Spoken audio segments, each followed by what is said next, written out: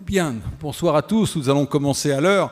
Alors nous sommes 267 ce soir, mais bon, c'est vrai que nous avons un public qui se partage entre le camp des présentiels et le camp des distanciels.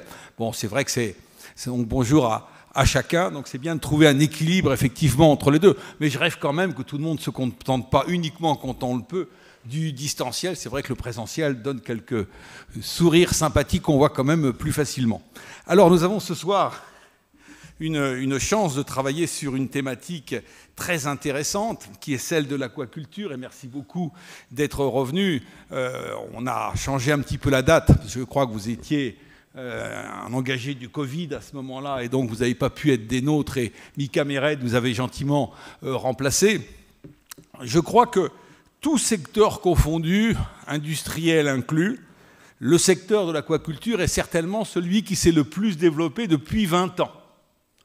Pourtant, je ne suis pas bien sûr qu'en Occident on ait conscience de ça, parce que c'est probablement en Asie que les choses se sont développées. Mais moi qui suis un passionné de l'histoire démographique, je ne peux pas m'empêcher de constater, même si je suis un peu prospectiviste de ce point de vue-là, qu'en 28 ans, on devrait avoir 3 milliards de terriens en plus, soit 3 fois la population mondiale de 1804 à l'époque de Napoléon Ier. Donc ça booste un petit peu derrière. Il semblerait que certaines populations éprouvent le désir d'avoir une diversification protéinique. Le riz, le soja, c'est bon, mais trop souvent, point trop n'en faut. Et il est même possible que le McDonald's ou autres marques un petit peu barbares apparaissent comme une forme en quelque sorte de développement.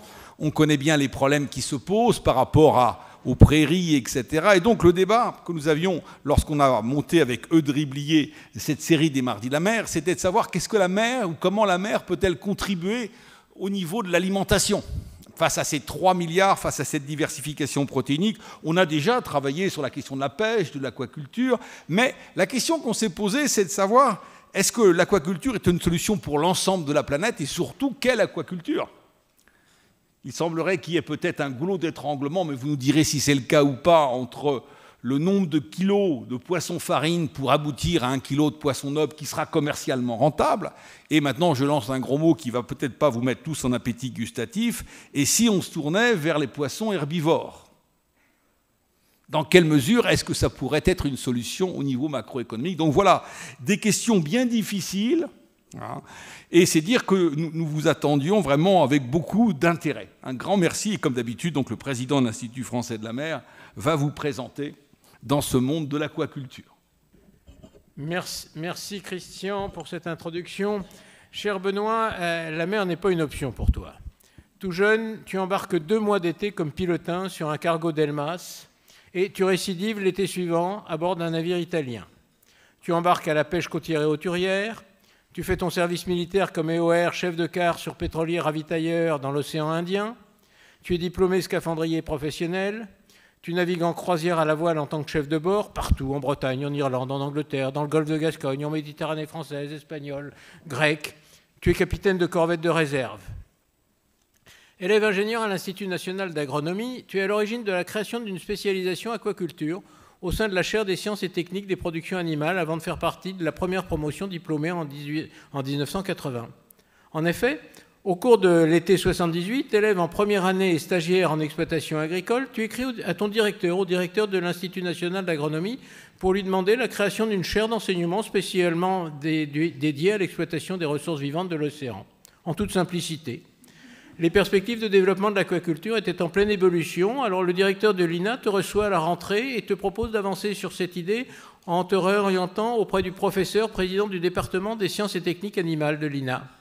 Celui-ci te demande tout simplement aussi de lui proposer un programme de conférences et d'exposés spécialisés à insérer dans le cursus de 3e année afin d'ouvrir une option aquaculture au sein de la formation générale zootechnie.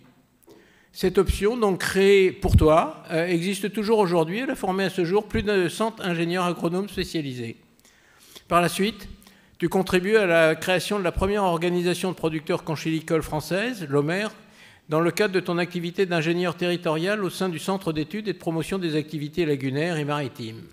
Puis tu es responsable de la production dans le premier élevage aquacole offshore du monde, la Salmore, au large de la baie de Morlaix. Et puis, tu es élu du comité local des pêches maritimes du Nord Finistère au titre des entreprises aquacoles, et tu resteras élu pendant plusieurs années. Et puis, en 2000, tu crées Via Aqua, un cabinet d'études et de conseils dans la filière de produits aquatiques. Tu développes cette structure, aujourd'hui forte de près de 200 missions et interventions en France et à l'étranger. Via Aqua, qu'est-ce que c'est? C'est quoi? Des études de marché, des études de filière, de compétitivité, de l'assistance stratégique, des études prospectives socio-économiques territoriales, des études qualité et sécurité sanitaire, de l'évaluation d'organisation. Et ça travaille pour qui? Pour des pêcheurs, pour des aquaculteurs, pour des fournisseurs de la filière, pour des activités de première vente, les halles marées, de maraillage, les ventes en gros ou les ventes directes, la gestion des ports et des zones aquacoles. Tu travailles pour l'industrie agroalimentaire, tu travailles pour les distributeurs spécialisés ou généralistes, tu travailles pour les institutions, qu'elles soient européennes, nationales, régionales ou locales. Tu participes ainsi à la prospective sur la filière pêche maritime française à l'horizon 2035. Tu es un soutien actif de l'Institut d'Estuaire, projet de valorisation socio-économique de territoire de l'estuaire de la Loire. Tu es porteur d'animation grand public à la mer XXL et tu as accepté de nous parler ce soir de la place de l'aquaculture dans l'alimentation humaine de demain. Merci infiniment d'être là ce soir.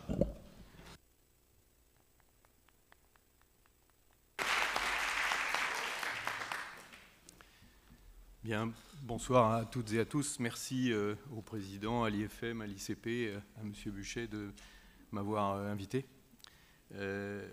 Toutes mes excuses pour le rendez-vous manqué de fin novembre. J'ai été gaffé par la Covid, comme l'a rappelé Christian Buchet. Le sujet d'aujourd'hui est l'objet d'échanges de longue date avec Eudes.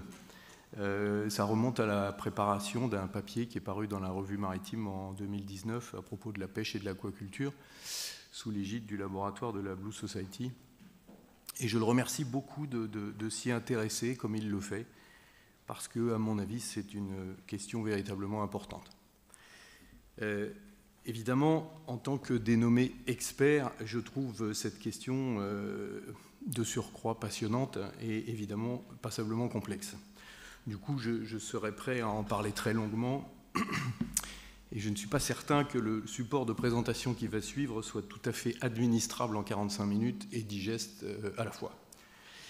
En conséquence, si ce qui est dedans vous intéresse, les faits, les données, les chiffres, évidemment, elles seront, tout sera disponible puisque c'est en ligne, ce sera sur le site de l'IFM. Et puis, si besoin, je peux évidemment vous les transférer. Je risque de déborder un peu. Vous avez le droit de siffler quand on rentrera dans les arrêts de jeu, bien entendu. À propos de risque, j'ai pris celui de dézoomer assez fortement le propos, car s'aventurer dans ce sujet de l'aquaculture et de l'alimentation de demain ouvre instantanément d'autres sujets qui sont de plus en plus vastes et de plus en plus complexes. Et j'aurais trouvé dommage de passer complètement à côté. Mais rassurez-vous, in fine, j'essaye de répondre quand même à la question. Alors, si j'ai bien compris, ça marche comme ça, voilà. On va dérouler un exposé qui va commencer par quelques points de repère, de quoi on parle quand on parle d'aquaculture, et puis répondre d'entrée de jeu à la question apparente. La question apparente, c'est l'aquaculture est-elle une clé pour l'alimentation de demain?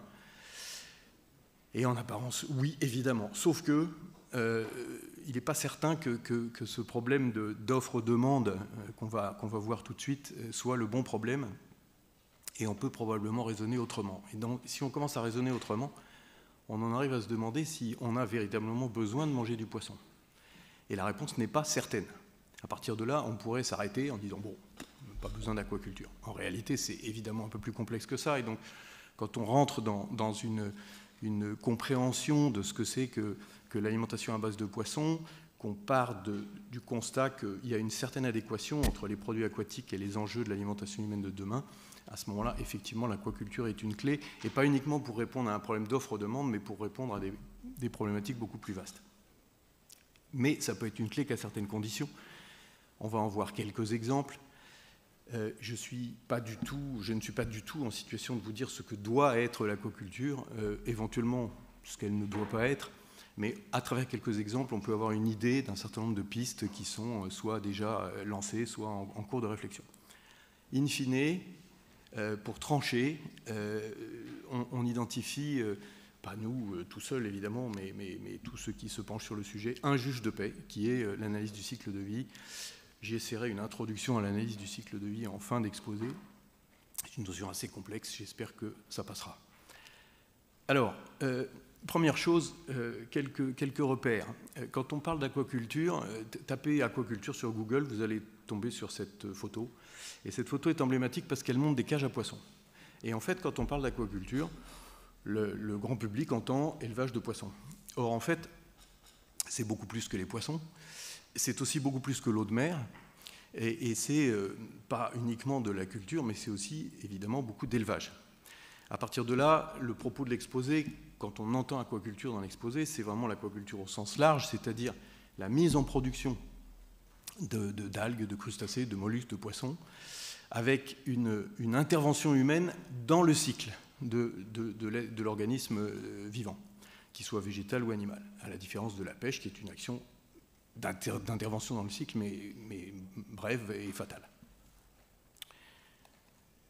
La deuxième série de choses que je souhaiterais rappeler sur l'aquaculture, c'est que on est aujourd'hui 2022 dans une production qui a dépassé celle de la pêche, puisque comme vous le voyez sur le petit schéma du haut, la production des pêches de capture est stagnante depuis les années 90.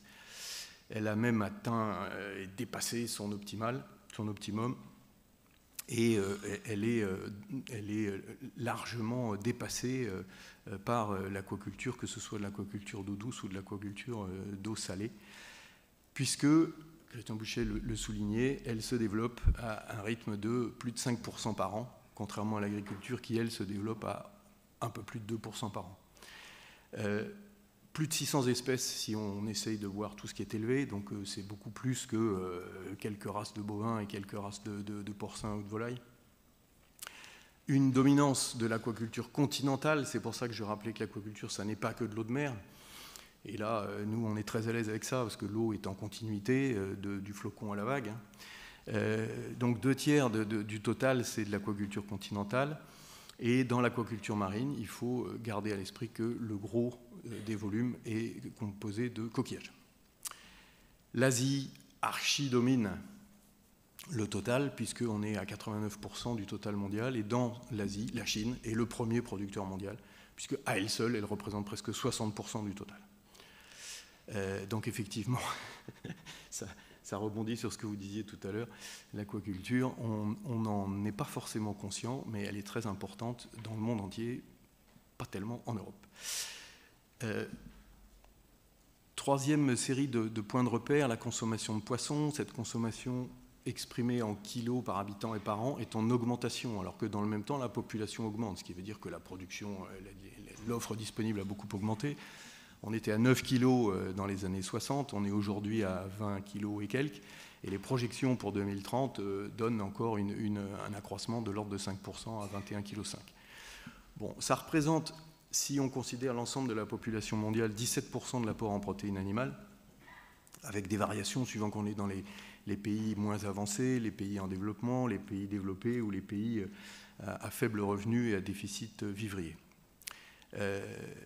Cette carte montre en kilos par habitant et par an, en partant de 5, les zones qui sont de moins de 5, les zones qui sont en blanc, jusqu'à plus de 50 kilos par habitant et par an, les zones qui sont en noir, la diversité des situations qu'on peut observer à travers la planète.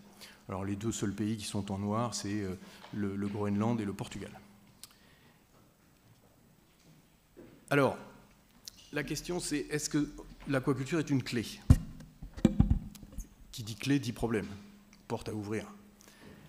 Si on pose le problème sous l'angle d'un rapport entre l'offre et la demande, l'aquaculture est évidemment une clé. Pourquoi ? Je l'ai dit tout à l'heure, je le rappelle, on le voit sur le schéma de gauche, la production de pêche, la production de produits aquatiques par pêche est en stagnation depuis les années 80-90, comme je le rappelais, et par ailleurs, on le voit au centre, la quantité de stocks qui sont surpêchés est en augmentation, malheureusement. Ceci au niveau mondial. Donc, on n'aura pas d'augmentation de l'offre venant de la pêche. Si on voit à droite qu'on veut prendre en considération l'augmentation de la population mondiale, mécaniquement, la seule solution, c'est l'aquaculture. Voilà. Donc on peut dire, la conférence est terminée, oui, l'aquaculture est une clé pour l'alimentation de demain. En fait, vous vous doutez bien qu'on va aller un tout petit peu plus loin. Ceci dit, les chiffres le montrent. Hein. Vous avez ici un certain nombre de graphes tirés de la FAO qui montrent que la part de l'aquaculture et de la pêche est en évolution extrêmement rapide, puisque dans les années 50, l'aquaculture pesait très peu, et depuis les années 2015, l'aquaculture a dépassé la pêche. Alors, évidemment, si on se dit il faut produire du poisson d'aquaculture pour répondre à une demande, on est amené à se poser la question de savoir si pour répondre à la demande, c'est absolument du poisson qu'il faut produire. Et quand on en est à se demander ce qu'il faut produire, on dézoome un petit peu et on arrive à la question de l'alimentation humaine. L'alimentation humaine, aujourd'hui, est en train de rater un des objectifs fixés par l'ONU, objectif de développement durable, l'objectif numéro 2, fin zéro d'ici 2030. On n'est pas en train d'atteindre cet objectif. L'insécurité alimentaire, qui est définie comme la situation dans laquelle se trouvent des gens qui n'ont pas une alimentation saine, ils n'ont quelquefois même pas une alimentation suffisamment énergétique. Et quand ils ont une alimentation qui n'est que suffisamment nutritive mais pas saine, ils sont en situation d'insécurité alimentaire. On a en bas à gauche quelques pourcentages qui montrent que pour un pourcentage suivant les estimations qui varie de 2 à 10% de la population, l'alimentation suffisamment énergétique n'est même pas abordable. C'est-à-dire qu'on a 2 à 10% des gens qui sont en dessous de la capacité à se procurer une alimentation suffisamment énergétique. L'étape d'après, qui est en jaune dans le petit schéma, dans les deux petits schémas, c'est le moment où on atteint une alimentation suffisamment nutritive. Ça veut dire que bon, on est capable de survivre et on est capable de vivre, mais on n'est pas dans ce qui va assurer une vie parfaitement saine, qui suppose notamment de la diversité. Et là, on a 13 à 40% des gens pour qui cette alimentation suffisamment nutritive, qui pourtant permet l'équilibre, n'est pas abordable. Et puis, on a évidemment encore plus de gens pour qui une alimentation saine n'est pas abordable. Quand on voit ça, on se dit que le problème à régler, ce n'est pas forcément tout de suite de produire du poisson, c'est déjà de régler cette question. Et ce qu'on sait, c'est que si on prolonge les tendances, les modes actuels de consommation, nos habitudes alimentaires, telles qu'elles sont en moyenne à travers la planète, et les systèmes qui les sous-tendent, on va percuter d'autres objectifs de développement durable qui sont ceux de la santé et qui sont ceux du changement climatique. Si on essaye de compenser, de régler ces problèmes d'insécurité alimentaire en faisant par homothétie un développement de nos modes actuels de consommation, on va encore plus dans le mur parce que ces modes de consommation ont ce qu'on appelle des coûts cachés. Les coûts cachés, qu'on appelle les coûts sanitaires, c'est-à-dire ce que coûte en termes de santé, de maladie, le fait de mal se nourrir, ces coûts sanitaires sont estimé à 1 300 milliards de dollars par an. Par ailleurs, le fait de mal se nourrir ou de produire une alimentation qui n'est pas respectueuse de l'environnement génère des gaz à effet de serre dont le coût social a été estimé, c'est la mécanique du coût carbone, le coût social de ces émissions de gaz à effet de serre a été estimé à 1 700 milliards de dollars par an. Voilà. On est à 3 000 milliards de dollars par an de coûts pour la planète si on prolonge nos façons de se nourrir. Évidemment, sachant qu'en plus ces coûts sont parfaitement sous-estimés pour un certain nombre de raisons, il est évident que l'adoption de régimes alimentaires sains, intégrant des considérations de durabilité, est à envisager très très sérieusement.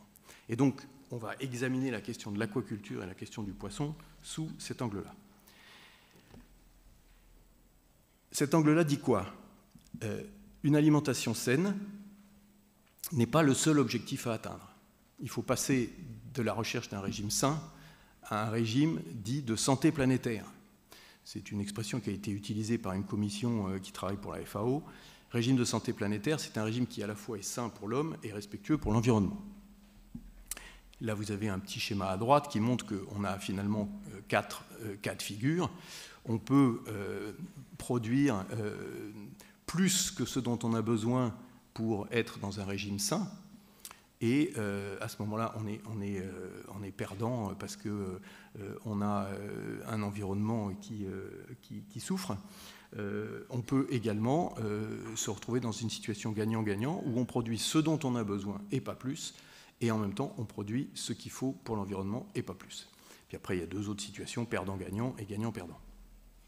Alors, pour essayer d'avancer dans ces directions-là, la FAO, comme d'autres, a travaillé sur un certain nombre de scénarios en disant si on continue sur nos scénarios, nos modes de consommation actuels, on va dans le mur. Donc qu'est-ce qu'on peut essayer de faire pour infléchir la courbe? Et parmi toutes sortes de scénarios, il y en a 4 qui ont été étudiés plus en détail par la commission Lancet, qui s'appelle flexitarien, pisci-végétarien, végétarien et végétalien. Alors, flexitarien, c'est le fait de consommer beaucoup moins de viande et de manger d'un petit peu de tout, mais en réduisant considérablement les protéines animales. Pisci-végétarien, on les réduit encore plus et on ne mange plus que du poisson comme produit aquatique, comme protéines animales. Végétarien, vous savez, c'est tous les produits animaux sont exclus à l'exception des œufs et des produits laitiers. Et puis végétalien, il n'y a pas du tout de produits animaux. Voilà. Ces 4 scénarios ont été étudiés sous toutes les coutures pour voir comment ça pouvait à la fois être une réponse aux besoins d'un régime sain et en même temps répondre aux besoins d'un régime qui respecte l'environnement. Alors, ce qu'on va voir, c'est que quand on examine ces scénarios avec notre question, produire du poisson pour être dans ces scénarios. Finalement, la question qui se pose, c'est tout simplement de savoir si on doit manger du poisson. Doit-on manger du poisson? On sait que la consommation de protéines animales est ou n'est pas nécessaire selon les points de vue. Je ne vais certainement pas me prononcer sur le sujet, mais il y a beaucoup de controverses sur ce point-là. Ce qui est certain, c'est qu'il n'existe pas de voie unique. Et qu'en particulier, suivant les situations géographiques, on va avoir des cas où la consommation de protéines animales est évidente parce qu'on n'a pas d'autre solution, d'autres cas où c'est peut-être un petit peu moins évident. Ce qui est certain, c'est que si on s'engage dans la consommation de produits aquatiques et qu'on cherche toujours à se dire est-ce que j'ai un bénéfice santé, un produit sain, et est-ce que j'ai en même temps un bénéfice pour la planète, on identifie très clairement des avantages santé dans les produits aquatiques. On sait qu'ils sont peu caloriques, qu'ils sont source de protéines, d'acides aminés essentiels, d'acides gras polyinsaturés. Tout le monde connaît les oméga 6, les oméga 3, les oméga 6 aussi. Bon. Les micronutriments, etc. Tout ça, c'est important pour la santé. Et on a même pu identifier qu'il y avait un certain nombre de bénéfices précis chez la femme enceinte ou pour prévenir un certain nombre de difficultés cardiovasculaires, cérébrales, etc. Donc on a, pour commencer, une première réponse qu'on va balayer encore un petit peu plus à travers ces deux schémas. Si on s'engage dans la consommation de produits aquatiques, toujours dans cette recherche d'aller vers une réponse à l'insécurité alimentaire, mais pour l'instant uniquement sous l'angle de la santé, donc d'avoir un régime sain, j'ai pris ici 2 exemples, tirés l'un à gauche de la FAO et d'un rapport qui a été fait en 2020 sur l'état de la sécurité alimentaire et de la nutrition dans le monde, et à droite tiré du dernier rapport du GIEC, enfin d'un des derniers rapports du GIEC sur le changement climatique et la gestion durable des terres. Bon, c'est plus ou moins lisible, vous pouvez me faire confiance, puis on pourra revenir dessus si vous voulez. Ce qu'on voit à gauche, c'est que les régimes dont j'ai parlé, qui sont le flexi-végétarien, le pisci-végétarien, le végétarien et le végétalien, ont un impact certain sur la réduction de la mortalité. On est, sur l'échelle des ordonnées, en millions de morts évitées par rapport au régime de référence. Et on voit que ce soit le régime flexitarien dans lequel il y a du poisson, ou que ce soit le régime pisci-végétarien dans lequel il n'y a même plus de viande, il n'y a plus que du poisson, on a un effet massif sur la réduction des mortalités. À droite, ce qu'on voit, c'est quelque chose qui est plus ciblé sur un certain nombre de maladies, le diabète, le cancer, les maladies coronariennes.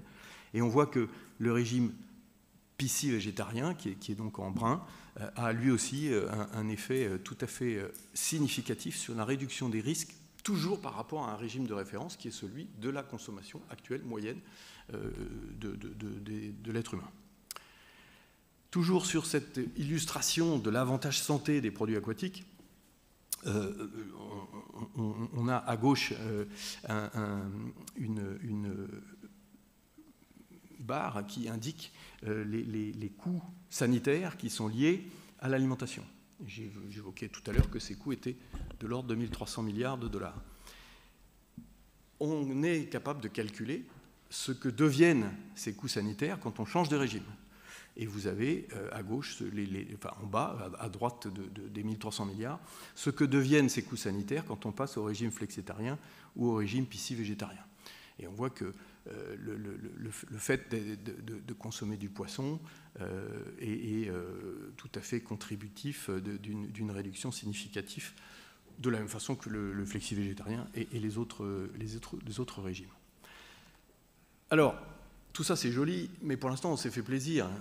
On a un régime sain, c'est bon pour la santé, on n'a plus de maladies coronariennes, on a des fœtus qui ont des cerveaux bien formés, etc., etc. Est-ce que c'est bon pour la planète ? Ça, c'est une illustration d'une approche qui a été faite également par la commission Lancet, qui cherche à montrer la situation en 2020 et les efforts qu'il faut faire pour atteindre un régime alimentaire santé planétaire en 2050. Encore une fois, le régime alimentaire santé planétaire, ça veut dire quelque chose qui à la fois est satisfaisant pour l'être humain et pour la planète. Et on voit que la consommation de viande, qui aujourd'hui est à 280% de ce qu'elle devrait être, devra être très significativement réduite. C'est la même chose pour les féculents. Alors qu'on voit le poisson qui est en bas à gauche, qui est à peu près là où il devrait être en termes de quantité produite et de quantité consommée. Donc, conclusion de la commission Lancet, consommation encouragée, poisson, légumes, etc., d'autres. Alors que consommation limitée, et à limiter fortement celle de la viande et celle des féculents notamment. Alors, si on continue sur les avantages planétaires, du poisson, cette fois-ci par rapport à la viande, on a à gauche un petit schéma qui a été fait par le GIEC, toujours sur l'étude du changement climatique et de la gestion durable des terres, liée à la sécurité alimentaire. On a mesuré, ils ont mesuré les effets d'atténuation des émissions de gaz à effet de serre par l'adoption d'un régime pisci-végétarien. Ce que j'ai entouré en bas, qui est plus ou moins lisible, c'est la contribution d'une réduction significative de viande, c'est l'avant-dernier quand on part du haut, ou le deuxième quand on part du bas, et au-dessus on a le régime pisci-végétarien. Et on voit que l'atténuation des émissions de gaz à effet de serre grâce à un régime pisci-végétarien est supérieure à l'atténuation qu'on obtient en réduisant significativement la consommation de viande. À droite, on a un autre schéma qui compare les émissions de gaz à effet de serre pour toute une série d'espèces. Ça part des poissons plats et des crustacés comme le homard tout en haut, qui ont des émissions de gaz à effet de serre importantes, jusqu'à tout en bas, l'algue, qui est celle qui produit le moins de gaz à effet de serre. Ce qui est intéressant, c'est la barre orange, c'est le poulet. Et ce qu'on voit, c'est qu'on a un certain nombre de produits aquatiques qui sont au-dessus du poulet en termes d'émissions de gaz à effet de serre, mais on en a beaucoup qui sont en dessous. Alors bon, si on a le temps, on rentrera dans la liste, mais c'est pour dire qu'on a effectivement une très grande diversité de produits qui sont plus performants que la production de poulet en termes d'émissions de gaz à effet de serre. Alors, on a cet avantage des animaux aquatiques, enfin des productions aquatiques plutôt par rapport aux animaux terrestres, pour une raison simple, c'est que, comme le dit la FAO, le poisson c'est une formidable machine biologique, puisque c'est un être vivant qui est capable de transformer l'aliment qu'on lui donne de façon beaucoup plus efficace que les animaux terrestres. Schématiquement, Christian Buchel a évoqué, on arrive assez rapidement à dire qu'il faut un certain nombre de kilos d'aliments pour produire un certain nombre de kilos de chair, et quand on compare les filières, filière poisson, filière bovine, filière porcine et filière volaillère, on voit que c'est vraiment dans le cas des poissons qu'on a besoin de moins d'aliments pour produire 1 kilo de chair. Ça s'explique par quelque chose d'assez magnifique, c'est que les poissons ne régulent pas leur température. Un poisson est à la température de l'eau dans laquelle il est, pour la plupart des espèces, et donc il ne gaspille aucune énergie pour être à température constante. Et par ailleurs, ils ont des efforts à faire beaucoup moins importants que les mammifères terrestres pour se déplacer, parce qu'ils n'ont pas à lutter contre les lois de la pesanteur. Et dans cette merveille, on a un double effet qui se coule, parce qu'en plus, on a une particularité du squelette des poissons en particulier, qui fait que ce qu'on appelle leur rendement carcasse, qui n'est pas très joli, mais c'est comme ça que ça s'appelle, est supérieur à celui des animaux terrestres, pour une raison simple, c'est que leur squelette est réduit par rapport à celui des animaux terrestres. Les poissons n'ont pas besoin de se tenir debout, et donc leur squelette est réduit. Et donc, quand on enlève le squelette, eh bien, on a plus de chair qui reste à manger. Alors, ceci est la présentation de deux petits schémas tirés de la FAO, une étude faite toujours sur ces questions de sécurité alimentaire. On revient toujours à gauche à ce qui se passe en termes d'émissions de gaz à effet de serre liées à l'alimentation. Et à droite, le coût de ces émissions de gaz à effet de serre. 5 barres, celle de gauche, c'est le régime de référence. Ensuite, on a le régime flexitarien, et le régime piscivégétarien, puis ensuite végétarien. Et ce qu'on voit, c'est qu'à chaque fois, la réduction qu'on obtient en passant à un régime piscivégétarien est supérieure à celle qu'on obtient en ayant un régime flexitarien. Donc à nouveau, on a cet avantage par rapport à la viande et par rapport à la planète tout court. Et puis, on a à droite l'illustration de la même chose. À gauche, ce sont les quantités de gaz à effet de serre produites. À droite, c'est le coût social qu'on a évoqué en passant par le coût carbone. Donc de façon évidente, les produits aquatiques ont un avantage en termes de régime santé planétaire. Et si finalement on essaye de boucler sur cette partie qui se demande s'il est évident qu'il faille manger du poisson, il n'y a pas de réponse unique. C'est évident qu'il n'y a pas de réponse unique. Mais ce qu'on peut dire, c'est que de façon certaine, les produits aquatiques apportent des avantages en termes de santé humaine. Ils ont aussi d'importants atouts de santé planétaire par rapport au comportement alimentaire actuel, scénario de référence, et par rapport à la consommation de produits animaux d'origine terrestre. On peut aussi dire que, et ça c'est important, si on regarde la question non pas sous un angle d'espèce, mais sous un angle géographique, le développement du poisson, la production de poissons peut être particulièrement adapté à un certain nombre de situations géographiques. La carte qui est en bas à droite indique la quantité de protéines de poissons qui sont consommées par jour dans les différentes parties du monde, avec un code couleur qui fait que quand on est en bleu de plus en plus foncé, on a une quantité de protéines aquatiques de plus en plus importante. Mais ce qui est particulièrement frappant, ce sont les points jaunes. Les points jaunes, ce sont les endroits du globe où les protéines aquatiques représentent plus de 20% de la ration quotidienne en protéines. Et quand on met ça en regard du petit schéma qui est au-dessus, une projection à 2100, la population mondiale va augmenter, elle va augmenter d'abord et massivement en Afrique. Bon ben voilà, on a tout simplement la concordance entre une zone du globe où beaucoup de situations où les protéines aquatiques représentent plus de 20% d'un côté et une augmentation démographique de l'autre, pour dire la production de poissons, dans ce contexte-là notamment, a du sens. Alors, j'ai fini par me rattraper puisque j'ai commencé par mettre en doute l'intérêt de consommer du poisson. Et évidemment, on arrive à la conclusion que oui, ça peut être intéressant de consommer du poisson d'aquaculture, puisqu'on ne peut pas l'attendre de la pêche. Et donc, on va commencer à raisonner en termes d'aquaculture de demain. L'aquaculture, si on la résume, c'est une équation relativement simple, entre guillemets. On prend un juvénile, on le met dans un certain milieu d'élevage, on lui donne à manger, et puis on s'occupe de lui.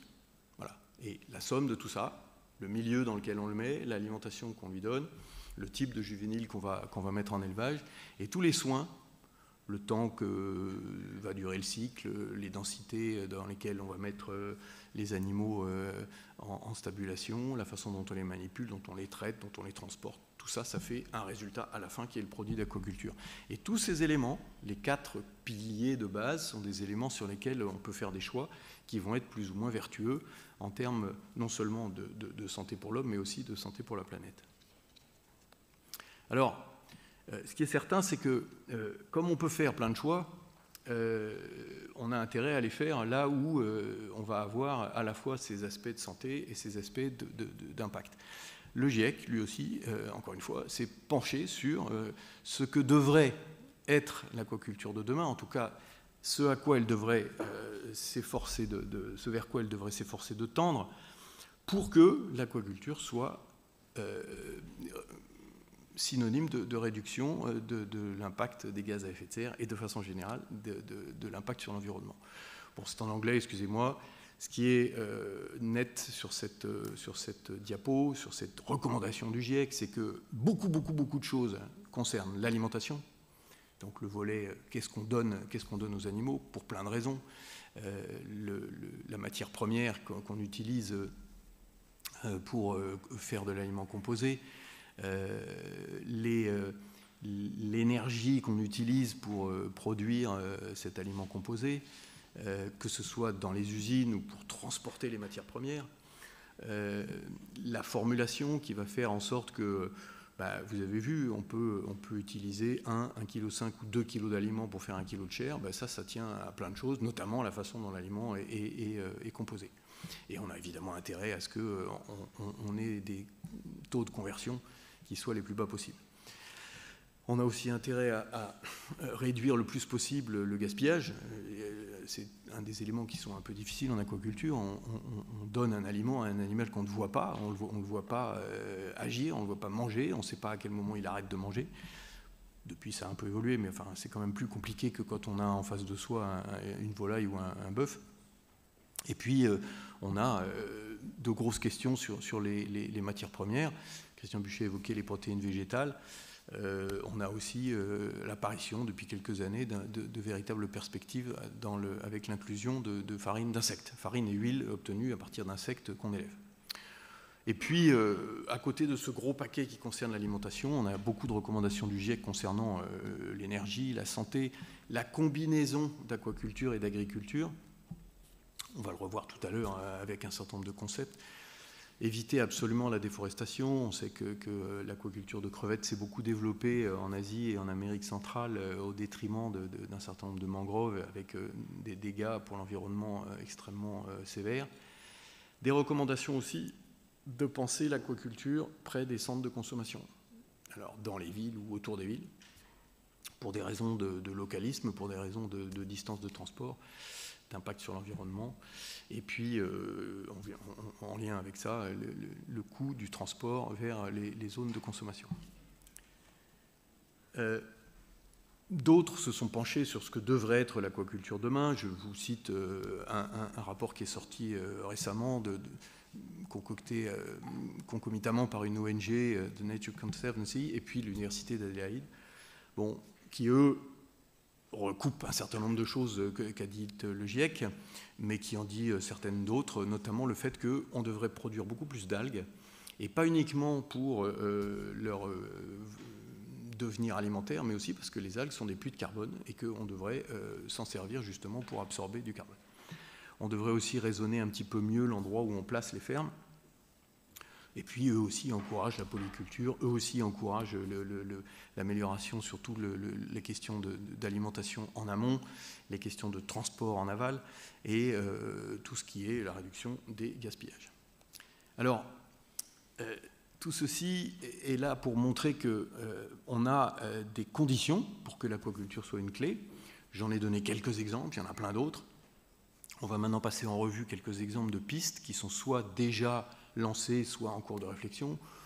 Une première piste, c'est la réduction de la consommation d'eau, donc la production en eau recirculée, c'est-à-dire qu'au lieu d'avoir un poisson qui est en eau libre, eh bien, il vit dans un bassin dont on fait tourner l'eau comme dans une piscine pour la régénérer à chaque boucle. Et évidemment, ça conduit à des réductions de consommation d'eau. Bon, je passe en revue rapidement des choses qui sont plus ou moins farfelues, mais il existe des projets de reconfiguration, recyclage, réutilisation d'infrastructures existantes comme les plateformes pétrolières. Une grosse tendance au déplacement vers l'offshore, vers le large, alors en particulier pour des coquillages. C'est un projet qui est au large des Pays-Bas, assez gigantesque. Également la production de poissons, voilà, c'est un projet qui existe, qui est mené par des Norvégiens. Quand on parlait de combinaison agriculture-aquaculture, on a deux choses qui sont plus que des idées, des choses qui sont déjà très très avancées. Ce qu'on appelle l'aquaponie, qui est un système qui combine la culture de plantes et l'élevage de poissons. Schématiquement, les plantes se nourrissent des déjections des poissons, puisque l'eau qui ressort des bassins est enrichie par leurs déchets. Et puis, un concept qui est extrêmement intéressant, même s'il est quelquefois difficile à mettre en œuvre, c'est ce qu'on appelle l'aquaculture multitrophique intégrée, qui consiste en fait à recréer une sorte d'écosystème, un mini-écosystème, en mettant côte à côte des poissons, des algues et des coquillages, en partant du principe que les uns et les autres vont se nourrir des déchets qu'on peut produire. Et on a une boucle qui permet d'éviter que les déchets partent dans le milieu et profitent au contraire à des productions qui sont en attente juste à côté. Le localisme, bon, je vous donne une citation qui est visible dans toutes les newsletters dont on est inondé tous les jours, celle-là comme d'autres, mais il est évident que dans le futur, tout le monde raisonne en disant le poisson devra être élevé à côté de là où sont les gens qui vont le consommer. L'alimentation, on n'a pas beaucoup de temps pour rentrer véritablement dedans. Ce qui est certain, c'est qu'aujourd'hui, la discussion porte sur deux sujets. Le premier, c'est de savoir si c'est véritablement malin d'élever des animaux en les nourrissant. Et c'est une des grandes beautés des poissons d'eau douce dits filtreurs, comme les carpes, qu'on ne nourrit pas. Et c'est une des grandes beautés des coquillages qu'on ne nourrit pas non plus. Pourquoi je dis que c'est une beauté? Parce que qui dit aliment dit injection dans le milieu, tout un impact environnemental pour aller pêcher ou cultiver des matières premières qu'on transforme en aliments. Ça coûte de l'énergie, il faut le transporter, et après c'est plus ou moins digéré, donc il y a des déchets qui sont des rejets qui sont relâchés dans le milieu. Quand on ne nourrit pas les animaux ou les végétaux, eh bien évidemment, on n'a pas ce problème-là. Malheureusement, l'évolution depuis 20 ans est absolument dans l'autre sens. Ce qui se développe, c'est l'aquaculture d'espèces nourries. Et on voit que le rapport entre espèces nourries et espèces non nourries est en chute. Moi, je pense qu'il y a véritablement quelque chose à réfléchir dans cette direction-là. Alors, évidemment, sur les pistes, beaucoup de gens réfléchissent à ce que doit être une aquaculture responsable. J'en ai donné quelques-uns. Bon, un des plus connus, c'est l'ASC, qui est le frère jumeau du MSC pour la pêche. On a le BAP qui est un peu plus américain, Mr. Goodfish qui est plus français, Aquaculture de nos régions qui est également français. C'est quelques exemples pour montrer que beaucoup de gens réfléchissent à ce que doit être une aquaculture responsable. Et derrière tout ça, il y a des cahiers des charges, évidemment, qui sont très détaillés, dans lesquels on rentrera si on a le temps. L'Union européenne a fait du développement de l'aquaculture une grande cause, en disant, voilà, ça suffit, maintenant, on est des nains en matière d'aquaculture. Alors on l'est un tout petit peu moins si on considère que la Norvège est européenne, heureusement elle l'est, mais enfin elle n'est pas dans l'Union européenne. Et grâce à l'Écosse, on n'était pas trop mauvais, comme maintenant, ils ne sont plus dans l'Union européenne, on est vraiment... L'Union européenne et l'aquaculture, c'est une histoire de chaise musicale qui ne finit pas depuis des décennies. On n'arrive pas à développer l'aquaculture. Donc il y a un pacte vert qui a été pondu, dans lequel il y a un volet aquaculture avec des bonnes pratiques pour essayer d'avancer dans cette direction-là. Alors ça c'est plus pour la blague qu'autre chose, mais malgré tout il y a des gens qui y pensent. Une façon aussi intéressante de réfléchir à de la production aquacole, ce serait de se dire et pourquoi est-ce qu'on ne réfléchirait pas à des productions dans lesquelles on mange tout? Je ne sais pas si vous avez déjà essayé de manger un trognon de pomme, eh ben, vous devriez le faire si vous n'avez pas essayé, parce que c'est très bon. Eh ben, on peut se poser la question de savoir pourquoi on en rejette autant dans le poisson ou d'autres organismes aquatiques. Pas là pour faire manger des coquilles, mais véritablement on peut raisonner aussi en se disant on gaspille beaucoup de choses qu'on sort de l'eau, est-ce qu'on ne peut pas se débrouiller autrement? Alors, bien sûr, tout un tas de nouvelles technologies vont aider au développement de l'aquaculture, les capteurs et l'intelligence artificielle, la génomique, la surveillance satellitaire, l'Internet des objets, hein, tout ce qui va permettre justement à ces capteurs et à cette intelligence artificielle de dialoguer et puis de prendre des décisions. Toutes les questions de biosécurité, tout ça, ce sont des directions dans lesquelles aller pour essayer de rendre l'aquaculture à la fois plus performante, mais aussi plus performante sur le plan environnemental. Dernière piste, sauf erreur, ce que nous on appelle l'aquaculture bas carbone, c'est-à-dire une aquaculture qui va jouer sur plusieurs volets de bonne performance environnementale. Un des premiers volets, c'est la récupération d'énergie perdue pour mettre l'eau à la température idéale pour les organismes qu'on veut élever. Chauffer de l'eau, ça coûte très cher. La chaleur massique de l'eau est énorme.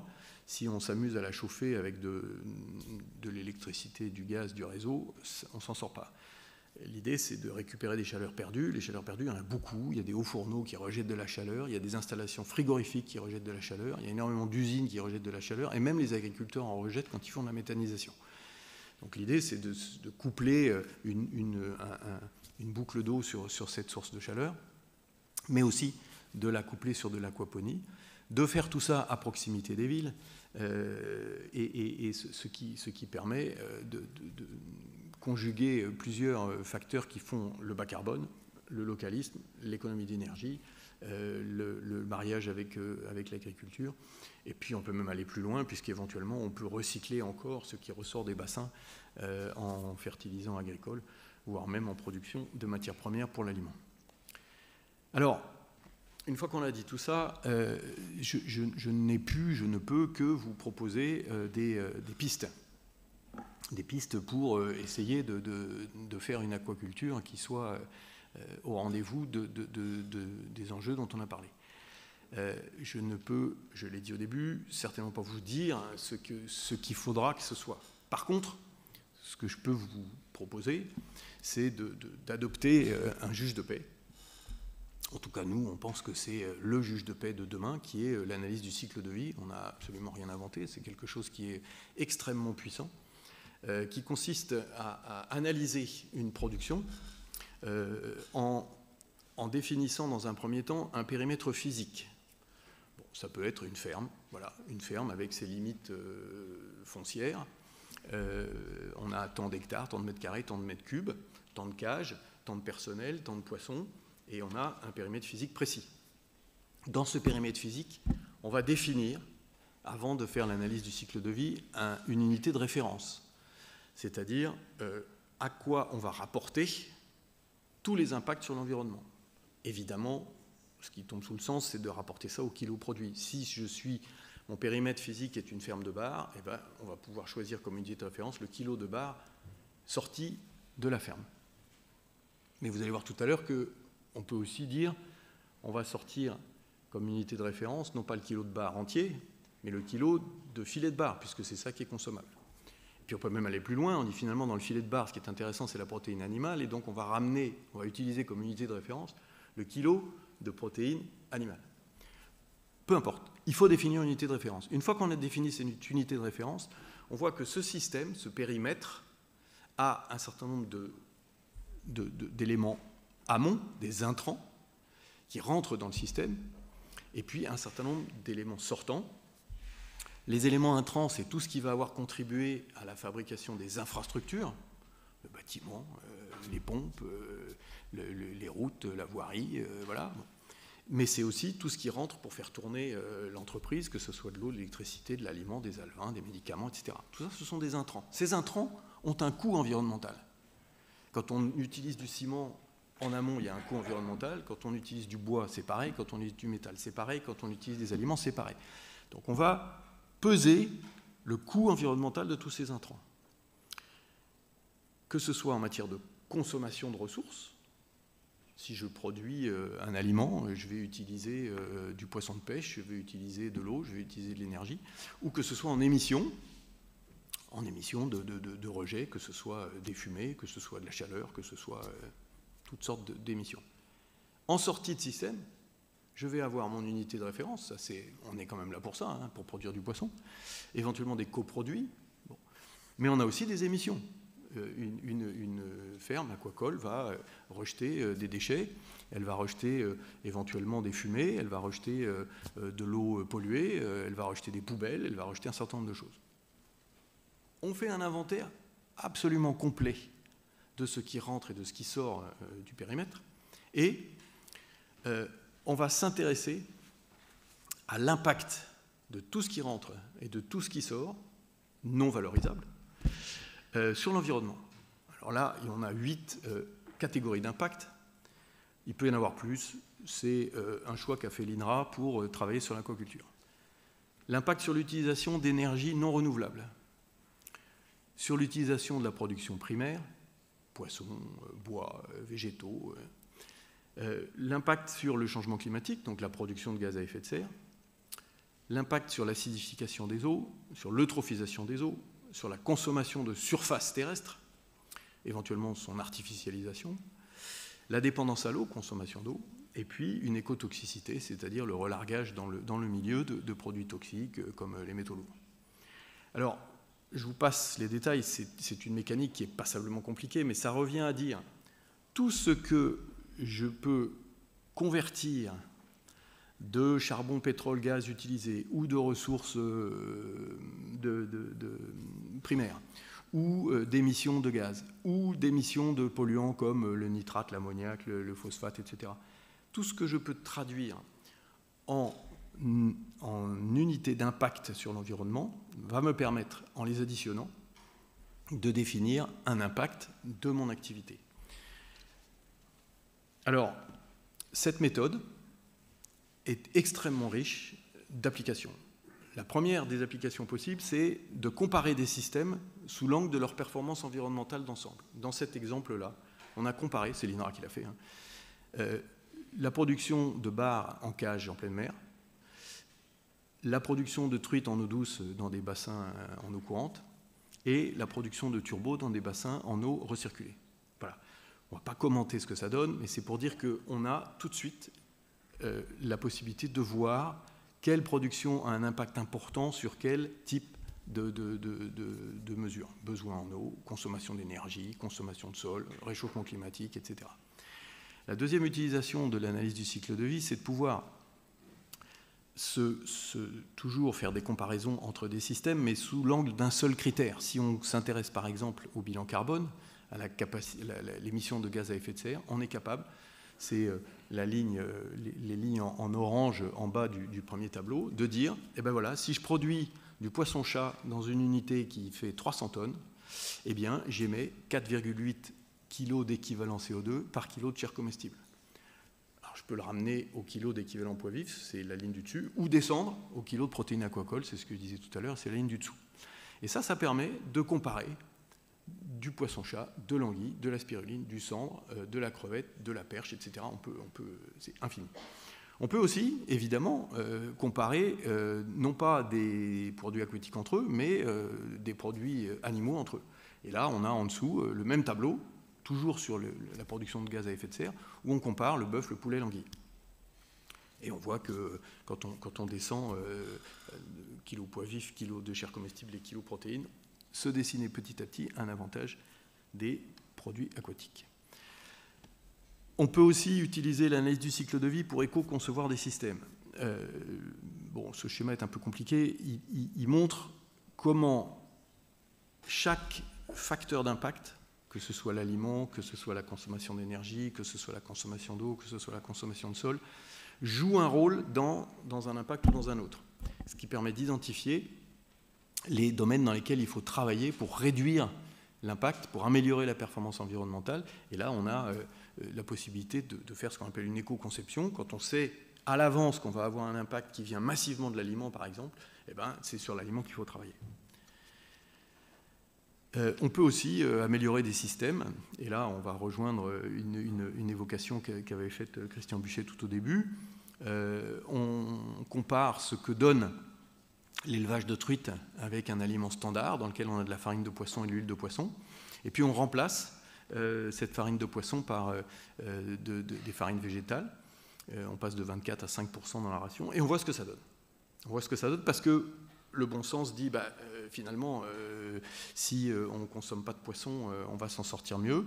On voit que c'est pas aussi net que ça, puisque sous l'angle d'une utilisation de production primaire, on est plus performant avec un aliment végétal. Mais par contre, sur l'utilisation de surface, voire sur les consommations, enfin les risques d'eutrophisation ou d'écotoxicité, le passage à des protéines végétales n'est pas forcément satisfaisant. Alors, voilà, j'ai été trop long, c'était prévu, désolé. Oui, l'aquaculture est une clé pour l'alimentation humaine de demain, aucun problème, mais c'est un oui mais, vous l'avez compris. Voilà. Merci pour votre attention.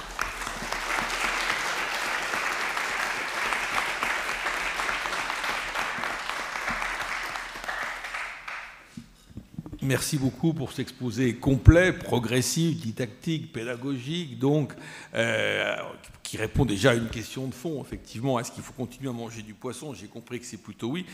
Pour lancer les questions, j'aurais personnellement, vous évoquez la possibilité de développer les espèces non nourries. Est-ce que vous pouvez préciser un petit peu à quoi vous pensez? Est-ce que vous y croyez vraiment? Et comment faire? Et est-ce que c'est jouable pour nous en France ou en UE? Si on mangeait plus de coquillages, oui. En soi, ça n'a rien d'impossible. Après, bien sûr, si on veut remplacer tous les poissons d'élevage par des coquillages, il va falloir en produire beaucoup, beaucoup plus. Bon, c'est pas absolument impossible. Après, si on se met à manger des algues, et Dieu sait que ça fait longtemps qu'on essaye, on n'y arrive pas. Mais à nouveau, on serait dans un schéma où on s'épargnerait la nécessité d'injecter dans le système un aliment composé. Maintenant, ça n'est pas la piste à suivre absolument, c'est une piste possible. Merci beaucoup pour cette question. Et ça a déjà été évalué, comptabilisé, parce qu'on pourrait tout à fait imaginer tout un tas de plats peut-être à partir des coquillages. Il y a peut-être des choses intéressantes, surtout quand vous montrez ces espèces de choses. Je pense qu'il y a beaucoup de questions. Qui souhaite intervenir? Alors il y a 2 micros qui vont se positionner. Donc une question ici. Merci Jacques. Merci donc comme à chaque fois de bien avoir la gentillesse de vous présenter. Oui, bonjour, Olivier Fargette. Je vais être un petit peu provocateur. J'ai l'impression qu'en Europe, on est très fort pour faire des études et pas très brillant pour faire de la production. Et j'ai l'impression que c'est exactement l'inverse en Chine. Alors, est-ce qu'on pourrait peut-être un petit peu maintenant inverser la vapeur et produire un peu plus et faire un peu moins d'études, d'une part. Et d'autre part, quelle est l'aquaculture la plus représentative en Chine? Est-elle d'eau douce ou d'eau de mer? Et quelle espèce de poisson? Merci à vous. Alors, je dirais, pour répondre à votre première question, que malheureusement, les Chinois sont aussi forts pour les études. Et donc, c'est assez déséquilibré. Ceci dit, c'est vrai qu'ils ont une tradition et puis une capacité à passer à l'acte qui n'est pas celle qu'on a. Oui, on n'arrive pas à développer l'aquaculture en Europe pour des raisons de blocage réglementaires et sociaux. Il faut quand même avoir conscience du fait que dès qu'un projet d'aquaculture veut s'implanter quelque part en Europe, il y a instantanément des levées de boucliers de comités de résidents, d'associations de protestataires, d'associations de protection, de tout ce qu'on veut. qui ont certainement des arguments, mais qui font qu'on est obligé de se lancer dans des années de procédures, d'études d'impact, d'autorisation, de limitations extrêmement contraignantes. Et ça, c'est pas valable uniquement pour l'aquaculture de poissons, même l'aquaculture de coquillages rencontre des difficultés. Bon, oui, absolument, on n'est pas bon, voilà. Bon, je précise, pour revenir un tout petit peu sur la question que vous avez posée, j'ai absolument rien contre l'aquaculture d'espèces nourries, hein, bien entendu, c'est juste que ça fait partie des choses auxquelles il faut penser suivant les cas. Après, la deuxième question, oui, ce qui domine massivement dans le monde, c'est l'aquaculture d'eau douce, et ça domine massivement en Chine, tout simplement parce qu'ils élèvent 4 ou 5 types de carpes, et que quand on additionne ce que produisent les Chinois, on arrive à quelque chose comme 15 millions de tonnes de carpes. Voilà, et bon, et alors nous, on n'aime pas ça. Bon, bah oui, on n'aime pas ça, mais eux, ils arrivent à s'en nourrir, et pas qu'un peu, quand on regarde ce que donne la quantité de kilos par habitant et par an, alors qu'ils sont 1,4 milliard, on comprend qu'ils représentent à eux seuls 58% de l'aquaculture mondiale.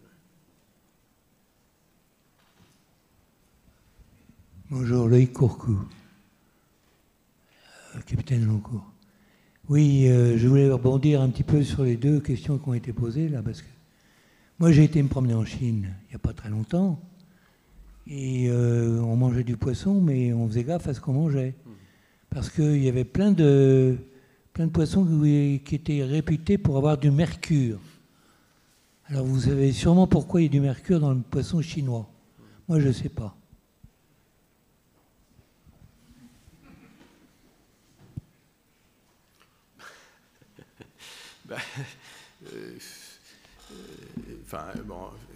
Oui, l'environnement au sens large en Chine a quand même été particulièrement négligé pendant très longtemps. Bon, ils sont en train de revenir en arrière, ils ont fait des déclarations fracassantes sur leurs émissions de gaz à effet de serre, sur la prise en compte de leur performance environnementale. Enfin, ils ont lancé le train très très loin depuis quelques décennies. Donc effectivement, ils ont beaucoup d'eau qui sont totalement polluées. On l'a vu au moment des Jeux Olympiques d'été. Hein. Ils n'arrivaient pas à faire naviguer les voiliers parce qu'il y avait des algues partout. Et ce n'était pas des algues d'aquaculture, c'était des algues vertes. Donc oui, c'est sûr qu'il y a un sérieux problème de qualité de l'environnement.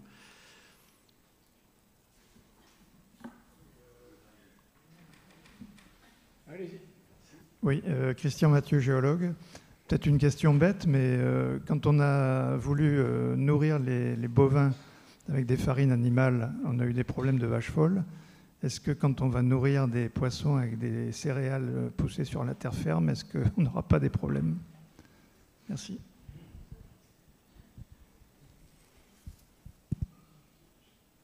Sur un plan strictement nutritionnel, la vache folle, c'est un problème de prion, donc contenu dans des farines animales. Les farines végétales ne sont pas contaminées par ce type de parasites.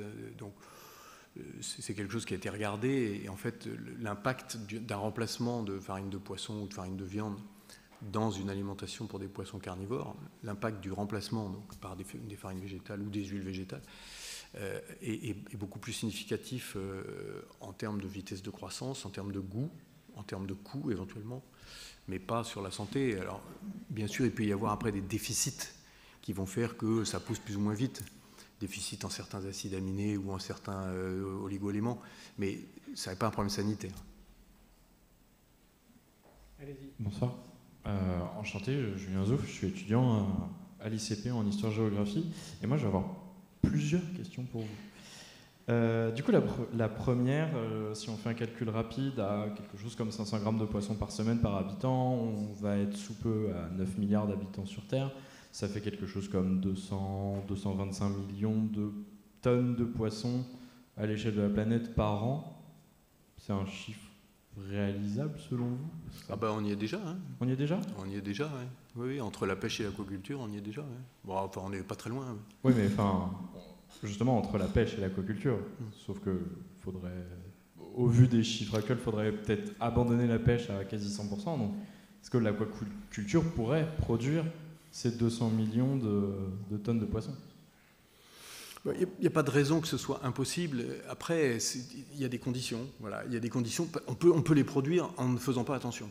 Voilà, si on veut les produire en faisant attention, c'est possible, mais il y a des conditions. Voilà. Ok, et merci. Et du coup, au niveau de la pollution, enfin, de l'impact sur la qualité de l'eau, qui est déjà discutable, qu'est-ce que ça peut engendrer du coup par rapport à ça? Parce que on a déjà des problèmes par rapport au saumon, par exemple, qui est plein de plastique, enfin de tout petits morceaux de plastique qu'on ingère dès qu'on prend ce genre de poisson. On peut produire tout ça justement sans venir lutter, interférer dans la qualité de l'eau à l'échelle mondiale. Alors, il y a deux questions. Il y a la question des plastiques qu'on retrouve dans la chair des poissons, et puis il y a la question de la qualité de l'eau, même si, s'il y a du plastique dans l'eau, il y a un problème de qualité d'eau, je suis d'accord. Ce qu'il faut savoir quand même, c'est qu'on a beaucoup de preuves du fait que les poissons sauvages sont plutôt plus contaminés par les métaux lourds, les résidus, voire les plastiques, que les poissons d'élevage, pour une raison simple, c'est que quand on fabrique de l'aliment pour un poisson d'élevage, on a un contrôle total sur les matières premières qu'on utilise jusqu'à pouvoir éventuellement les détoxifier, donc les débarrasser des métaux lourds, etc. Ce qui est impossible quand un animal sauvage se nourrit. Alors, moi j'ai jusqu'à maintenant plus entendu parler de la menace de microplastiques dans les poissons sauvages que dans les poissons d'élevage, mais malheureusement, on a un problème général, effectivement, de qualité d'eau.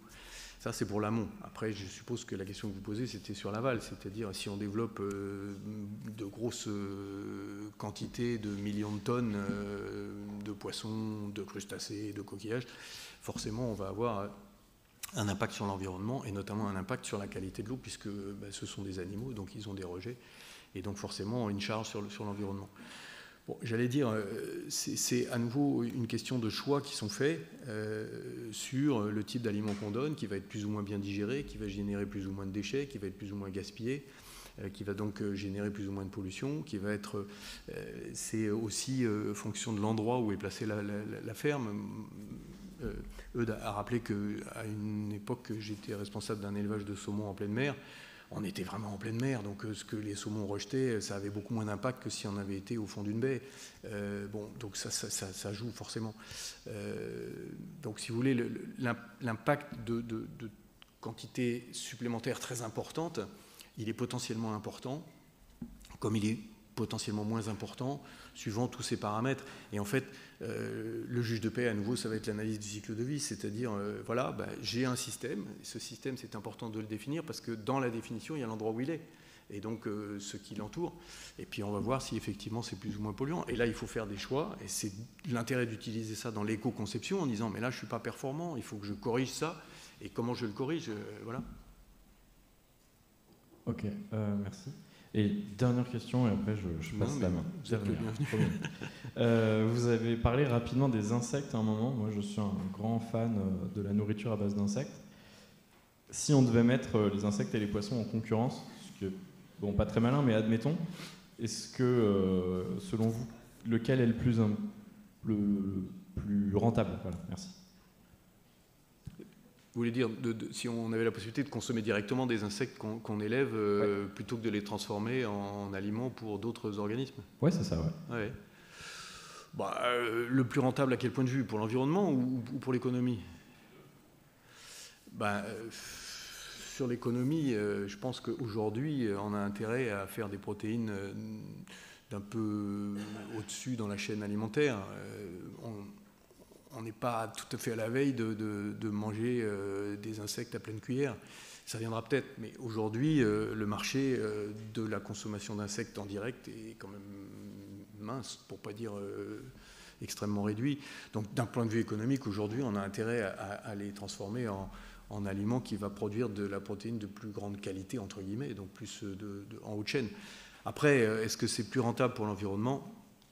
Là, à nouveau, je vais vous ramener à l'analyse du cycle de vie. Qu'est-ce qu'on va pouvoir objectiver comme performance environnementale de l'un et de l'autre?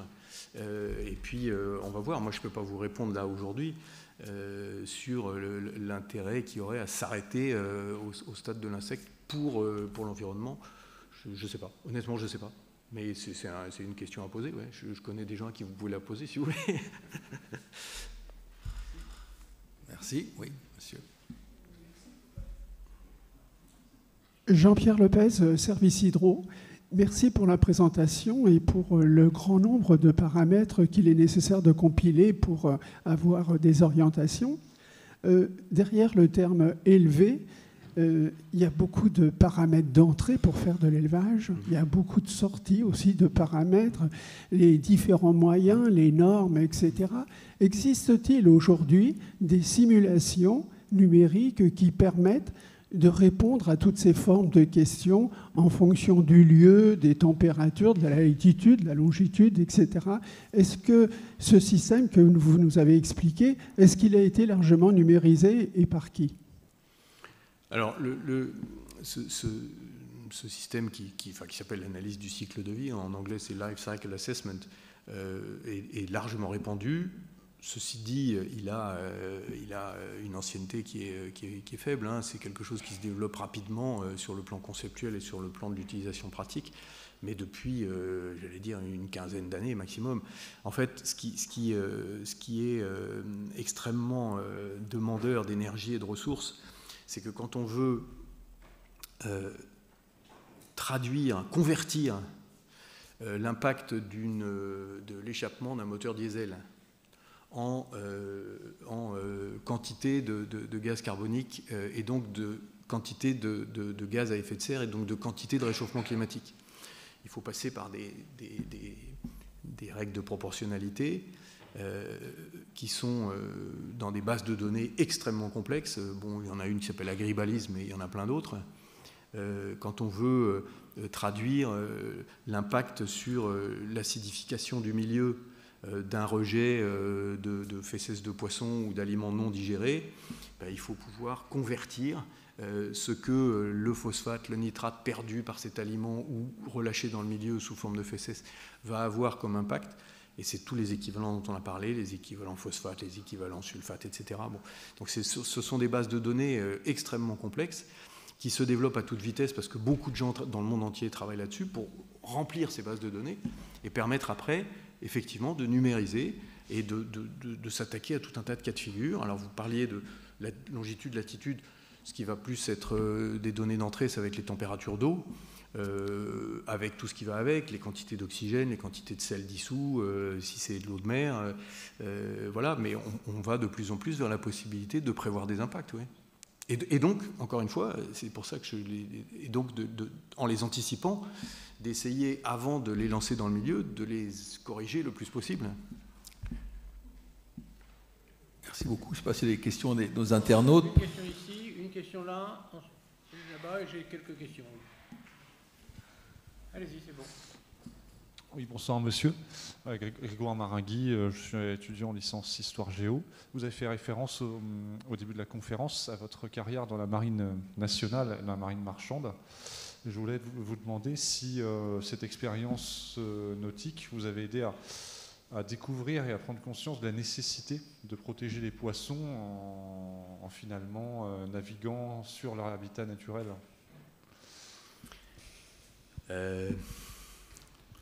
Alors, pas directement, pour être franc. D'abord, je n'ai pas passé énormément de temps ni dans la marine nationale, ni dans la marine marchande, proportionnellement à ma vie professionnelle. Par contre, ce qui m'a beaucoup frappé à l'époque, parce que je suis tout à fait tout jeune, c'est que ces questions de performance environnementale, d'équilibre du vivant, de respect du vivant, étaient assez peu présentes dans l'esprit des marins que je fréquentais quand j'avais 20 ans. Alors ça a beaucoup changé parce que la formation s'y est mise, parce que l'information s'y est mise. Et aujourd'hui, que ce soit dans les lycées de la mer ou dans les écoles de marine marchande, ce sont des sujets qui sont beaucoup plus abordés et les futurs navigants ou les futurs marins militaires sont sensibilisés à ça. Ça m'avait frappé, ouais. Voilà.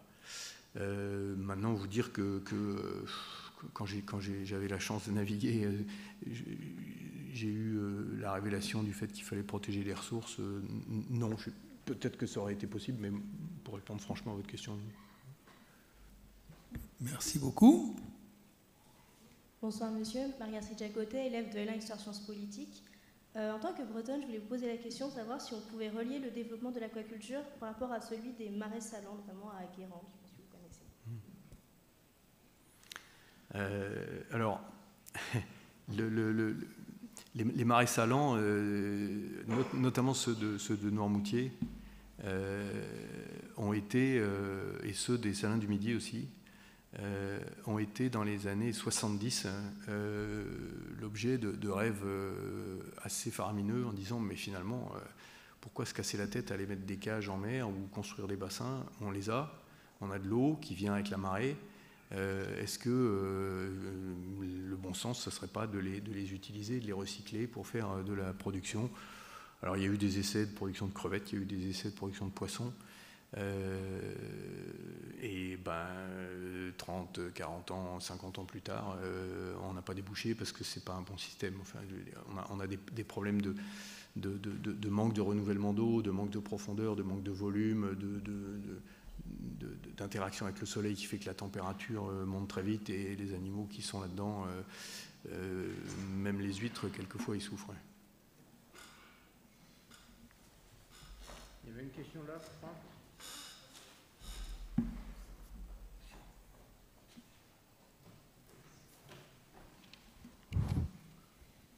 Merci. Audouin, fonctionnaire retraité. Votre exposé m'a... merci d'abord de cet exposé. Il m'a convaincu au début. Bon, on mange du poisson, surtout si on peut le produire sur place et le consommer sur place. Après, il y a une argumentation essentiellement autour j'allais dire, des effets de gaz à effet de serre, etc. Mais est-ce que c'est ça le vrai problème? C'est au bout de 35 minutes que vous avez commencé à parler d'impact sur l'environnement. Alors tout à l'heure, vous avez parlé de blocages locaux, sociaux, pour lorsqu'on voulait implanter des zones aquacoles, ce qui est tout à fait vrai. Mais pour le citoyen, il veut bien manger du poisson, mais qu'on dise que c'est mieux pour le gaz à effet de serre, ce qu'il veut, c'est qu'on ne détruise pas l'environnement local. Or, les déchets, il suffit de se promener en Norvège où on voit les bacs à saumon, à truites, au bar, etc. On voit les dommages que ça peut faire. Les déchets sont absolument abominables. Et il y a là vraiment un problème pour l'aquaculture. Pour la pêche, c'est un peu moins vrai, avec la pêche hauturière, la pêche côtière, alors que vous regardez les problèmes avec les éoliennes, c'est pas non plus très très simple. La difficulté de faire partager ce développement de l'aquaculture, qui est quand même spectaculaire, et on a vu en France des gens qui ont... Ils sont surtout partis d'ailleurs au Sénégal ou à Madagascar, vous le savez très très bien, pour faire la destruction de la mangrove. Vous l'avez cité tout à l'heure. C'est terrifiant.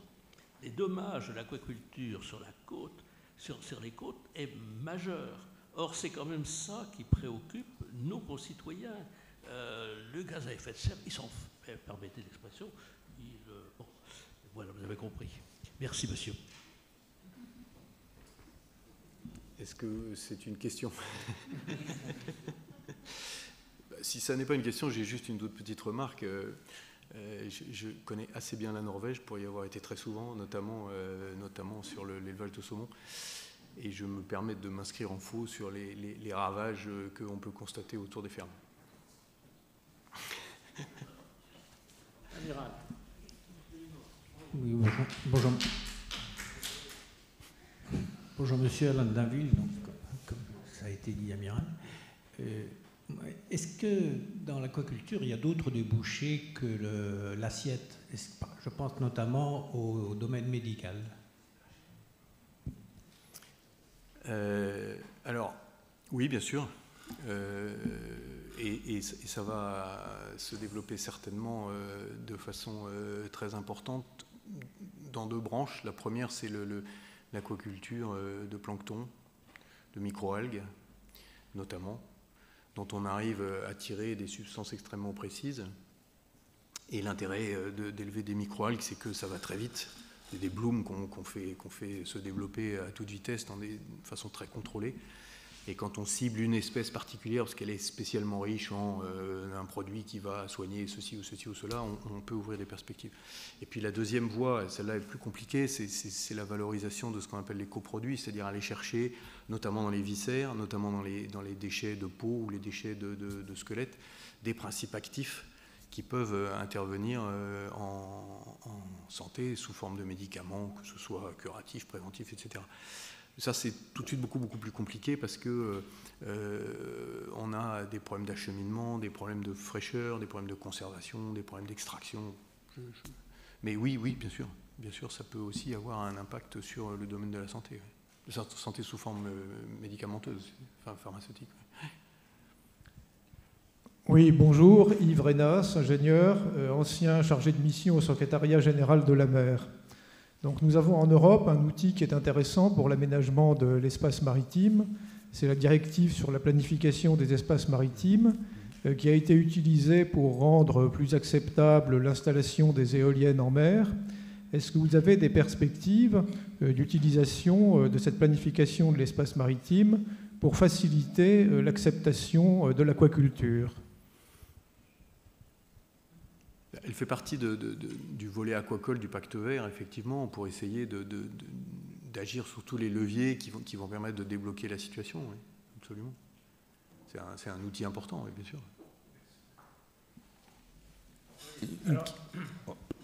J'ai trois questions. J'ai d'abord un commentaire de Paul Le Bouteiller, formidable présentation, merci. Et une question du même, ne croyez-vous pas que le prix des poissons et des coquillages est un réel frein au développement de l'aquaculture ? Et puis j'ai deux questions d'Étienne Le Bouteiller. Le livre de Bill François, L'éloquence de la sardine, ne donne pas vraiment envie de manger du poisson. Que devons-nous croire afin d'agir mieux ? Et pouvez-vous développer le sujet de la spiruline qui semble être un produit magique, entre guillemets ? Trois questions pour clore, peut-être. Alors, le prix du poisson. Le prix du poisson. Bah oui, c'est pas parti pour baisser de toute façon. Je suis pas sûr que ça soit choquant que le prix du poisson augmente, que le prix de l'alimentation augmente. Il faut vraiment, enfin, je rebondis sur ce que vous avez dit. Pardon ? Oui, pardon. Le prix du poisson, le prix des produits aquatiques qui va augmenter. Je disais, oui, effectivement, et je ne suis pas complètement certain que ça soit choquant. C'est un problème général de rémunération du secteur agricole au sens large, hein, de partage de la valeur dans la filière. Donc, que ce soit un frein, c'est possible. Est-ce que le vrai frein, c'est pas plutôt les arbitrages qu'on fait dans l'utilisation de notre budget, de notre pouvoir d'achat ? Moi, je pose la question et je pense qu'elle est largement à débattre. Ensuite, l'éloquence de la sardine. Alors, c'est un ouvrage que je ne connais pas, excusez-moi, donc je peux pas répondre. Bien sûr, on va, j'imagine, si ça ne vous a pas donné envie de manger du poisson, que c'est un peu alarmant. Oui, bien sûr, si on parle de sardines pêchées dans la baie de Seine, ce qu'on n'a plus le droit de faire parce qu'elles sont contaminées par l'exutoire de la Seine, oui, ça ne donne pas envie de manger du poisson. D'un autre côté, les sardines qu'on pêche dans le sud de Bretagne, elles sont mises en boîte et puis jusqu'à maintenant, ça va bien. Donc je sais pas répondre à cette question, je ne connais pas l'ouvrage. Alors passons à la spiruline. Oui, la spiruline. Alors la spiruline, c'est une algue d'eau douce qui effectivement est présentée comme un produit miracle. Parce que l'extrait sec, enfin c'est pas un extrait sec, c'est de la spiruline séchée, hein, c'est ce que j'évoquais tout à l'heure, c'est une microalgue qu'on fait pousser à toute vitesse dans un environnement qui lui va bien, température, salinité, éléments nutritifs. Et puis une fois qu'on a de grosses densités dans l'eau, on enlève l'eau, il reste la spiruline, c'est une poudre verte, un petit peu pas phosphorescente, mais enfin d'un vert assez joli, et qui a plein de vertus, sauf celle d'être bonne à manger. Ça, c'est mon avis. Pardon ? Alors, effectivement, ça se mélange. J'ai tout essayé, hein, d'en mettre dans des yaourts, d'en mettre dans tout un tas de choses. Ça se mange, hein, c'est pas infernal, mais bon, je vais m'attirer des ennuis avec les producteurs de spiruline en disant ça. Non, c'est un très beau produit qui a effectivement plein de vertus et dont la production se développe rapidement. Ce qui est certain, c'est que si c'était absolument comestible à pleine cuillère, ça se développerait plus vite. Mais bon, voilà, on ne peut pas tout faire, pas tout avoir. Une dernière question, un tout petit focus encore sur le différentiel poisson carnivore, poisson herbivore. Est-ce que pour vous, le poisson herbivore, qui ne provoque pas un engouement particulier dans les pays occidentaux, est-ce que ce serait quelque chose qui, en termes de coût, parce que ça va être de plus en plus important pour un certain nombre de personnes, est-ce qu'en termes de coût, comme en termes d'impact environnemental, ce n'est pas une solution pour sortir justement de ce goulot d'étranglement que peut être un certain nombre de poissons farine ou d'insectes? Je ne suis pas sûr qu'un certain nombre de mes étudiants vont être fascinés par le nombre d'insectes qu'il faudra tuer pour manger un steak d'insectes. Donc est-ce que l'aquaculture de poissons herbivores qui nous retire ce goulot d'étranglement du poisson farine n'est pas une solution? C'est du bon sens. C'est du bon sens. Après, le problème, c'est que ça a été bien montré. C'est un petit peu d'ailleurs l'intervention de monsieur. Plus une société se développe et devient riche, plus elle veut des produits entre guillemets de haut de gamme. Et donc, manger un poisson herbivore qui a un goût plus ou moins sympathique, qui a plutôt plus d'arêtes que moins, quand on peut se permettre de manger du cabillaud, du saumon ou des produits de haute chaîne, on les délaisse. Bon. Mais ça, c'est une question de comportement. Quand vous dites que le consommateur est surtout préoccupé du maintien de sa plage et que le reste, il s'en fiche, c'est une réalité, mais elle est bien malheureuse. Et de la même façon, manger des produits herbivores et plus sobres en matière d'impact environnemental, c'est du bon sens. Oui, je pense comme vous qu'effectivement, il y aurait des choses à creuser. Ce qui n'empêche pas de les nourrir, hein, mais avec des matières premières qui ne sont pas forcément les mêmes. Une dernière question. Le silure, c'est un de mes poissons vedettes. Dans le concept d'aquaculture bas carbone que j'ai présenté très très rapidement, on a, je ne sais pas si vous avez vu, étudier les performances environnementales d'un élevage de silure qu'on a appelé Clarès, parce que peu importe, enfin, c'est un poisson-chat comme d'autres, hein, et c'est un candidat extrêmement intéressant à de l'aquaculture bas carbone. Oui. Malheureusement aujourd'hui c'est un poisson qui souffre d'un délit de sale gueule parce que c'est pas beau, hein, alors que c'est parfaitement comestible. Il y avait dans Le Monde il y a 3 semaines un papier de chef étoilé disant que ça a la texture de la lotte et que c'est parfaitement comestible. Malheureusement c'est un produit qui ressemble à rien, ça c'est sûr. Donc dernière question. Merci pour cette dernière question. C'est une simple idée en l'air. Est-ce qu'il y a un potentiel pour du poisson synthétique et même si c'est pas bon, c'est que ça serve de nourriture pour les poissons en élevage. Voilà. Est-ce que c'est une solution potentielle? Voilà. Merci. Je suis pas sûr d'imaginer ce que serait un poisson synthétique. Ah oui, d'accord, d'accord. Obtenir un steak de poisson par multiplication cellulaire, comme on peut le faire avec des biotechnologies pour faire des succédanés de protéines animales. Oui, pourquoi pas. Maintenant, est-ce que il faut absolument faire ça? À nouveau, je vais vous ramener à l'analyse du cycle de vie. Hein. Si on fait des steaks de poisson à base de pétrole ou à base de... Il faut voir ce que ça a comme impact sur l'environnement. Et à nouveau, c'est l'ensemble des performances environnementales. Juste avant que le président de l'IFM conclue, je voudrais simplement vous rappeler la dernière note de notre dernier mardi de la mer de l'Union universitaire 2021-22. Donc ce sera dans 15 jours tout juste, mardi 12 avril, avec un enseignant de la maison, Emmanuel Linco, qui est également sinologue et également chercheur associé à l'IRIS, qui va nous parler de véritable géopolitique. Quel choix pour la France? 2 points, les nouvelles routes de la soie ou le projet Indo-Pacifique. Ça devient un des grands enjeux, donc je crois qu'on aura un éclairage très intéressant. La conclusion, comme toujours... Oui. Je peux venir? Vous avez le droit de venir, mais maintenant vous êtes obligé de venir pour applaudir les concurrents, les collègues. Les collègues, la conclusion, donc, du président de l'Institut français de la mer. Écoute, Benoît, un très très grand merci pour cette passionnante conférence. À la question « Doit-on manger du poisson ?», tu as dit « Il y a un avantage santé, il y a un avantage planète ». Et puis tu nous as dit manger de la spiruline, c'est pas très bon, mais mélanger, ça peut se faire. Manger des coquillages, c'est pas mal. Tu nous as montré par contre que manger du homard, c'était pas ce qu'il y avait de meilleur pour la planète, mais ça reste très bon pour la santé.